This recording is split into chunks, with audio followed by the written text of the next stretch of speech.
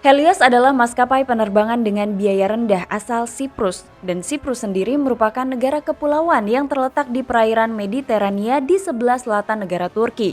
Salah satu pesawat milik maskapai ini pernah dijuluki pesawat hantu.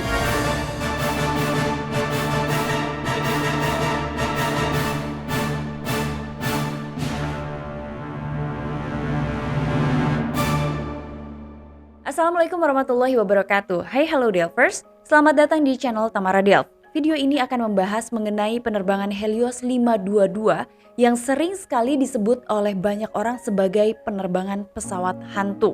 Seperti kalian ingat, pembahasan mengenai Helios 522 ini sudah pernah tayang di channel Tamara Delv. Tapi kali ini kita akan memandang tragedi ini dari perspektif yang berbeda. Lantas apa yang terjadi dengan penerbangan Helios 522? Kita take off ke kronologi. Pada tanggal 13 Agustus 2005, sebuah pesawat Boeing 737 seri 300 milik maskapai Helios sedang dalam perbaikan. Pesawat itu dilaporkan memiliki masalah pada penerbangan sebelumnya dengan rute London menuju ke Larnaca. Nah, kru kabin di dalam penerbangan itu melaporkan bahwa ia melihat keanehan pada karet di bagian pintu belakang pesawat yang membeku dan pegangan pintunya juga membeku. Selain itu, kru kabin juga mendengar adanya bunyi yang sangat mengganggu dari daerah pintu bagian belakang tersebut. Maka kemudian setelah pesawatnya tiba di Larnaca, pesawat itu langsung diperbaiki oleh seorang teknisi. Nah, teknisi ini melakukan pemeriksaan dan serangkaian tes terhadap pesawat yang dilaporkan memiliki masalah tersebut. Salah satunya, ia juga memeriksa tekanan di kabin apakah ada kebocoran atau tidak.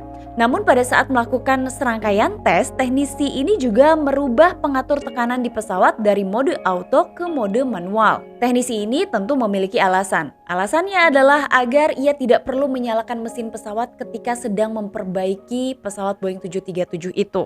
Pemeriksaan selesai, tapi sang teknisi ini tidak merubah lagi pengaturan tekanan pesawat yang tadinya berasal dari mode manual ke mode auto. Ketika seluruh pemeriksaan telah selesai, kemudian teknisi itu menuliskan di laporannya bahwa pemeriksaannya telah selesai, ia tidak menemukan keanehan dan ia juga tidak menemukan adanya suara yang abnormal dari pesawat Boeing 737 seri 300 itu. Sehingga kemudian pesawat yang telah diperbaiki di tanggal 13 Agustus 2005 itu boleh kembali terbang. Dan jadwal berikutnya adalah keesokan harinya atau pada tanggal 14 Agustus 2005. Di mana pesawat Boeing 737 itu akan terbang dengan nomor penerbangan 522.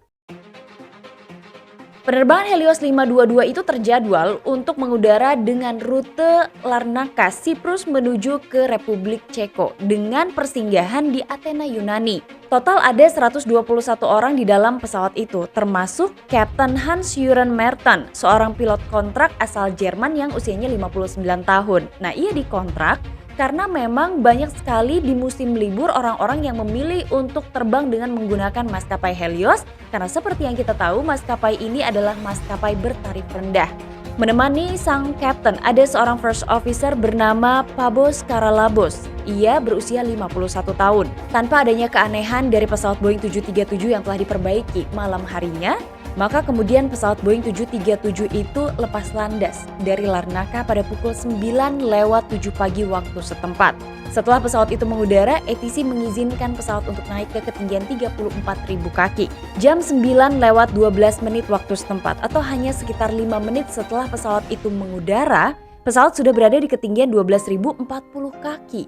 Namun tiba-tiba saja kru kokpit mendengar adanya sebuah bunyi peringatan yang diidentifikasi oleh kru kokpit sebagai bunyi dari take off configuration warning. Kedua pilot merasa bahwa bunyi peringatan itu muncul di waktu yang salah. Padahal saat itu justru peringatan tersebut menyala untuk memberitahu pilot bahwa kabin sedang dalam kondisi kehilangan tekanan yang sangat ekstrim, di mana tekanan di dalam pesawat hampir sama dengan tekanan di luar pesawat. Nah, kenapa hal itu bisa terjadi? Tentu karena pengatur tekanan di dalam pesawat itu belum dirubah oleh teknisi yang memperbaiki pesawat Boeing 737 tersebut tadi malam. Nah, seharusnya dalam kondisi ini pilotlah yang mengatur tekanan tersebut. Lalu karena bunyi peringatan itu cukup mengganggu menurut kedua pilot, akhirnya 2 menit kemudian atau jam 9:14 pagi waktu setempat, pilot menghubungi ATC di Siprus dan meminta untuk disambungkan kepada seorang teknisi. Berbincanglah pilot dengan teknisi ini. Pilot mengadukan mengenai bunyi peringatan yang menyala, tapi menurut teknisi itu bukanlah hal yang masuk akal. Ada beberapa tanya jawab antara pilot dan juga teknisi yang dianggap oleh sang teknisi jawaban dari pilot ini justru tidak menjawab pertanyaan dari sang teknisi atau jawaban pilot itu ngawur. Nah, tanpa disadari oleh kedua pilot ketika pesawat itu berada di ketinggian 18.000 kaki dan pilot masih berkomunikasi dengan teknisi di darat, saat itulah masker oksigen di kabin penumpang secara otomatis turun. Tapi anehnya di ruang kokpit tidak ada pilot yang menggunakan masker oksigen. Kemungkinan besar karena masker oksigen di ruang kokpit ini tidak turun secara otomatis, atau dengan kata lain pilot memang harus menggunakannya secara sadar. Nah, hal itulah yang diduga oleh banyak pihak membuat akhirnya tanya jawab antara pilot dengan teknisi ini sepertinya tidak nyambung. Kedua pilot tidak menyadari adanya keanehan dengan tekanan udara di dalam pesawat, sehingga kemudian secara perlahan first officer yang duduk di kursi sebelah kanan ini mulai lemas dan akhirnya pingsan. Beberapa saat setelahnya, Kapten baru merasakan ada sesuatu yang aneh, sehingga kemudian ia mencoba untuk meminta pertolongan. Ia beranjak dari kursinya, ia jalan menuju ke pintu kokpit untuk keluar dari kokpit, tapi sebelum berhasil keluar dari kokpit, Kapten roboh, ia jatuh. Komunikasi antara pilot Helios 522 dan teknisi di darat itu terjadi selama 8 menit. Sampai pesawat itu berada di ketinggian sekitar 28.900 kaki. Nah, setelah itu ATC Nicosia mencoba untuk menghubungi penerbangan Helios 522, tapi anehnya tidak ada respon. Maka kemudian ATC Nicosia ini mencoba melihat penerbangan 522 dari radarnya dan melihat pesawat itu berada di ketinggian 34.000 kaki, masih sesuai dengan flight plan-nya. Sekali lagi, petugas ATC Nicosia mencoba menghubungi penerbangan 522, tapi tetap tidak ada jawaban dari kedua pilotnya. Sehingga kemudian petugas menara kontrol ini melihat dari radar dan mengetahui pesawat itu telah berada di ketinggian 34.000 kaki sesuai dengan flight plan-nya. Kemudian ATC Nicosia ini mencoba lagi untuk menghubungi penerbangan 522 dan tetap tidak ada jawaban. Nah, kenapa ATC menghubungi lagi penerbangan itu? Karena sebenarnya 522 ini sudah hampir memasuki wilayah udara Athena. Karena tidak ada komunikasi antara pilot 522 dengan ATC, akhirnya ATC Nicosia ini menghubungi ATC Athena. Saat itu ATC Nicosia menyatakan bahwa penerbangan Helios 522 itu hampir memasuki wilayah udara Athena. Jika nanti pilotnya berkomunikasi dengan ATC Athena dan memberikan informasi, maka ATC Athena diminta oleh ATC Nicosia untuk memberikan informasi kepada mereka. Beberapa saat setelahnya, penerbangan Helios 522 mulai memasuki wilayah udara Athena. Saat itu tidak ada yang aneh menurut ATC Athena. Kemudian ketika Helios 522 ini mulai berada di wilayah udara Athena, saat itu ATC mencoba untuk menghubungi pilot Helios 522, tapi tidak ada jawaban. Belum ada kekhawatiran karena pesawat masih terbang sesuai dengan flight plan mereka. ATC Athena terus memantau penerbangan Helios 522 lewat radarnya. Kemudian mereka mulai melihat ada sesuatu yang aneh ketika pesawat itu justru tidak mendarat di bandara tujuannya. Pesawat tersebut justru terus terbang mengelilingi wilayah Athena. Disitulah ATC Athena mulai merasa ada sesuatu yang salah dengan penerbangan Helios 522. ATC kembali menghubungi penerbangan 522 tapi tidak ada jawaban. Berkali-kali ATC terus menghubungi penerbangan 522 dan berkali-kali juga tidak ada respon. 19 kali kontak yang tidak dijawab oleh pilot dari penerbangan Helios 522. Karena adanya keanehan dan kekhawatiran yang terus meningkat, hingga kemudian ATC Athena mulai menghubungi otoritas setempat dan melaporkan keanehan pada penerbangan Helios 522. Menanggapi laporan dari ATC Athena, maka kemudian Angkatan Udara dari Yunani segera mengirimkan 2 jet tempur F-16 untuk kemudian melakukan kontak visual dengan pesawat itu. Jam 11:23 siang waktu setempat, 2 jet tempur F-16 sudah berada di dekat pesawat Helios 522. Salah seorang pilot dari jet tempur F-16 itu mencoba untuk mendekati pesawat Boeing 737 milik Helios Airways. Kemudian ia melaporkan kepada ATC bahwa di ruang kokpitnya ia tidak melihat sang kapten. Ia hanya melihat first officer-nya sedang duduk lemas di kursinya. Penasaran dengan apa yang terjadi di dalam penerbangan itu, kemudian sang pilot bergeser pada sisi lain dari pesawat Boeing 737 milik Helios. Ia kemudian memantau bagian kabin penumpang dan melihat salah seorang penumpang yang duduk di window seat. Ia kemudian memperhatikan bahwa penumpang itu tidak memberikan respon pada saat sebuah jet tempur jaraknya sangat dekat sekali dengan pesawat Helios tersebut. Semakin penasaran lagi dengan apa yang terjadi pada penerbangan 522, pilot dari F-16 itu bergeser lagi ke kabin yang lain. Kemudian ia melihat dari jendela pesawat ada 3 orang penumpang yang sedang duduk dan menggunakan masker oksigen. Dan ketiga penumpang ini tetap tidak merespon adanya sebuah jet tempur yang sedang mendekati Helios.